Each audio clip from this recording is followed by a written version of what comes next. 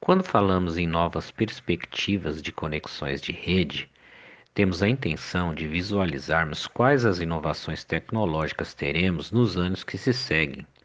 Para isso, precisamos entender quais as causas dessas transformações digitais e seu impacto na sociedade. Algo que pode nos ajudar a compreender a ideia de o que vem a ser conexão de rede é pensarmos em situações do nosso cotidiano, como rede de relacionamentos, rede de hospitais, rede de transporte ferroviário. Com certeza, nesses exemplos ocorre a troca de informações e o compartilhamento de dados.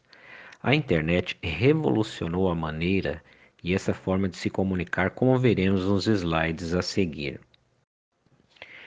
Computação em nuvem é o fornecimento de serviços de computação por um provedor de serviços utilizando a internet. Por serviços, podemos entender serviços de infraestrutura, como por exemplo a utilização de espaço para armazenagem de dados, plataformas para desenvolvedores, utilizando as ferramentas de programação dos próprios provedores, e a disponibilidade de software, uma variedade de software à disposição sem a necessidade de licença de uso. Esses serviços são oferecidos por empresas que se especializaram nesse nicho da tecnologia de informações. Algumas empresas que atuam nesse segmento são a Google, a IBM, a Microsoft, o Yahoo e a Amazon.com. E, em alguns casos, empresas que montam seu próprio data center com o objetivo de ter maior segurança sobre seus dados, como exemplo o Banco do Brasil. O principal benefício é a troca de despesas fixas por despesas variáveis, ou seja, o cliente paga somente pelo aquilo que consumir. Olá, vamos falar um pouquinho sobre a evolução da web. A evolução da web teve um grande influenciador que foi o programador inglês Timothy Berners-Lee, responsável pela invenção da World Wide Web. Ou seja, ele criou o protocolo que domina o atual HTML. Foi criado em 1989 no Conselho Europeu de Pesquisa na Suíça. A partir daí, a internet foi se globalizando e na fase web 1.0 existia informação, porém limitações, tanto de usuários pelo alto custo e também ocorria a falta de compartilhamento de dados, era uma mão única, né? Na fase da web 2.0, em meados de 2000, o alcance tornou-se mais colaborativo. Surgem então as redes sociais e o e-commerce. Na fase 3.0, a web é caracterizada por ser uma grande gerenciadora de dados e a sua expansão no acesso. Ela é conhecida também pela inteligência e pela onipresença, como uma web semântica, pois ela intensificou ainda mais os recursos e a inserção de agentes inteligentes através de algoritmos em buscas e filtros cada vez mais refinados e organizados. De acordo com Pinochet, a Web3 descreve uma mudança de hábito no perfil da sociedade, com usuários mais exigentes na busca de soluções tecnológicas e no processo de comunicação. A publicidade através do marketing digital demanda por meios que realizem a integração facilitada no acesso da informação em tempo real, sugerida em até 3 cliques. A partir de 2020, chega a era da web simbiótica 4.0, marcado pela interação e automação de máquina e humanos com maior rapidez, imediaticidade, dinamicidade e exatidão, com o uso expansivo da inteligência artificial, computação em nuvem, big data e muitos recursos tecnológicos, crescente na autonomia de linguagens de máquinas e cada vez menos intervenção humana. As principais tendências que a gente identificou estão associadas à internet das coisas, cidades inteligentes, computação em nuvem, um maior consumo de dados por conta de jogos, streaming, apresentações ao vivo e chamadas de voz. Também estão relacionadas à automação de serviços, medicina, telemedicina, né? Agronegócio e, claro, as tendências que foram ocasionadas por conta da pandemia do Covid-19. Bom, para todas essas tendências que nós vimos, foram identificadas como necessidades: aumento de velocidade, baixa latência, aumento de capacidade e aumento de abrangência. Nós também tivemos a informação que, de acordo com a Anatel, 20% dos brasileiros, que corresponde a 45 milhões de pessoas, a maior parte concentrada na região norte e nordeste do país, não possui internet ainda. De todos esses pontos que nós falamos, talvez reste dúvida com relação à latência. O que seria a latência? É o tempo de um pacote de dados chegar de um ponto ao outro. Então, para todas as coisas que se pretende fazer, é preciso que tenha uma latência muito baixa. Para o ganho de velocidade, para baixa latência e para maior taxa de transmissão, existem algumas soluções que estão em andamento. Então, recentemente, foi inaugurado o link que liga o Brasil com a Europa. É um cabo de fibra ótica chamado Ela-Link. Esse cabo, ele sai de Fortaleza, vai até as Guianas Francesas e o destino dele é Sines, em Portugal. Então, ele tem a vantagem de não ter os Estados Unidos como intermediário. Esse link tem a capacidade para 100 terabytes por segundo. A latência dele foi reduzida em 50%, sendo inferior a 1060 segundos. Por não passar pelos Estados Unidos e pelos equipamentos, além de reduzir a latência, também ganhou em segurança, uma vez que diminui intermediários. Esse link será utilizado não só por empresas, redes corporativas, mas também por instituições de pesquisas.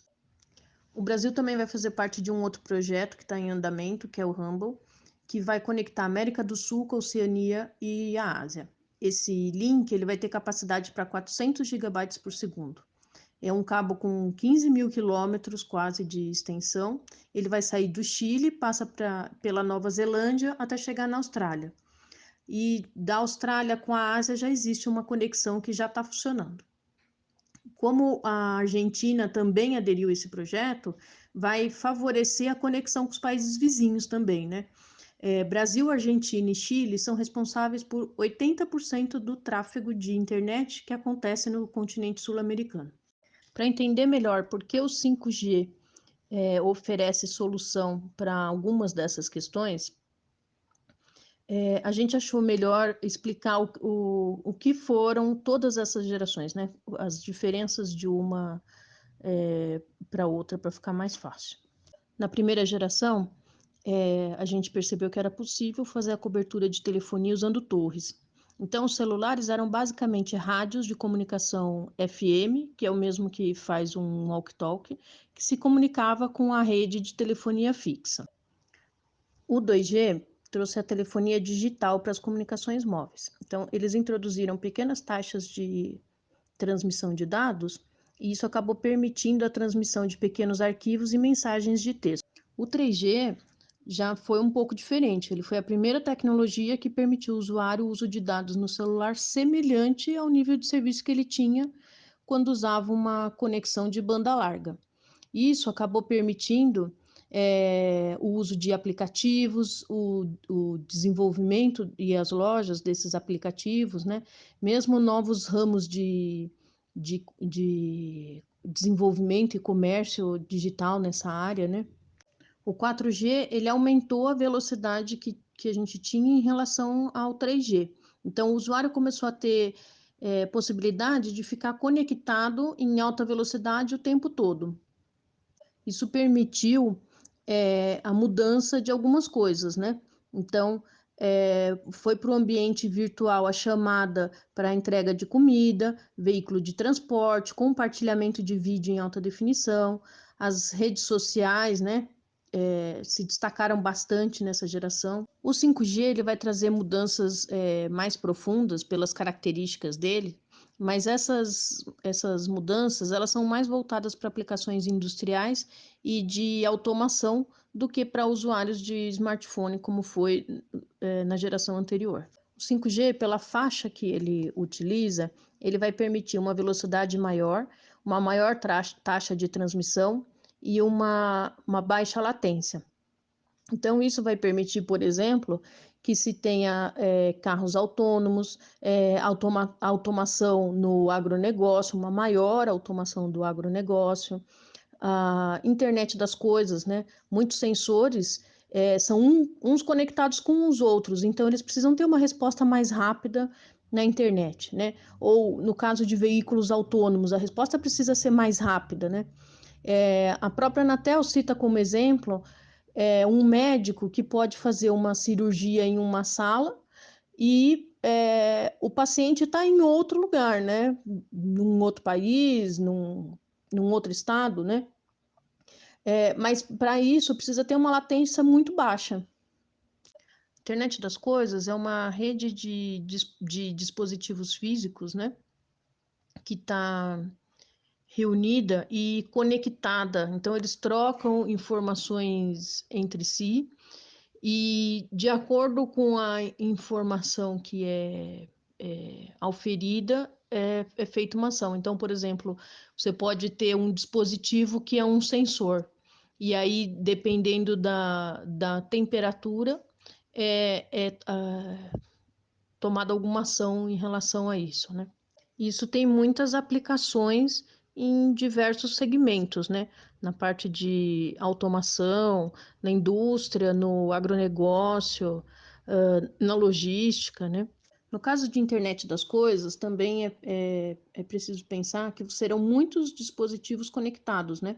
Então, é preciso ter a capacidade de atender essa grande quantidade de dispositivos, né? O 5G, ele é voltado para aplicações mais sensíveis, então, onde atrasos e erros poderiam comprometer, né? Então, a grande vantagem é que ela é focada em prover a conexão com baixíssima latência e altíssima confiabilidade. É claro que para o usuário comum também haverá ganhos, né?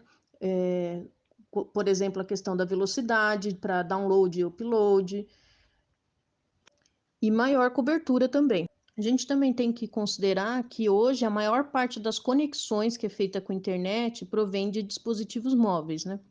Estima-se que 55% do tráfego de dados móveis será destinado para vídeos, né? Estimativa é que em 5 anos o volume de dados trafegados será 3 vezes maior do que os atuais 60 exabytes por mês. Para resolver o problema de abrangência de 20% dos brasileiros que não possuem internet, a Anatel colocou como parte do pacote de obrigações do padrão 5G que as empresas que forem vencedoras do leilão, que elas têm até 2028 para levar a internet 4G às localidades com no mínimo 600 habitantes. Isso representa 16 mil cidades. No Brasil, ainda não foi implantado 5G, mas já se fala em 6G. As empresas de tecnologia, de telecom, elas tinham expectativa de ocupar parte da banda do 6G, porque elas querem trafegar acima de 1 tera, e para isso elas precisam trabalhar com um espectro maior, então elas precisariam do 6G. Mas no Brasil, o 6G está sendo destinado para o Wi-Fi, eles estão chamando de super Wi-Fi. Foi decidido desse jeito porque existe um esgotamento para o Wi-Fi e a implantação dele já é imediata. Então, para resolver a questão do Wi-Fi, o 6G ficou destinado para o Wi-Fi. Nesse gráfico, nós podemos observar a mudança de comportamento que foi ocasionada pela pandemia. Comparado aos outros anos, teve um aumento. Nesse outro gráfico, podemos observar que a maior parte dos acessos para as aulas remotas foram feitas através de telefone celular. Nessa apresentação, nós podemos perceber que a maior parte do trabalho remoto foi feito por mulheres acima de 45 anos com curso superior Isso deve ser pela natureza dos cargos que elas ocupam. Aqui nós podemos ver que o celular lidera o acesso à internet como principal meio.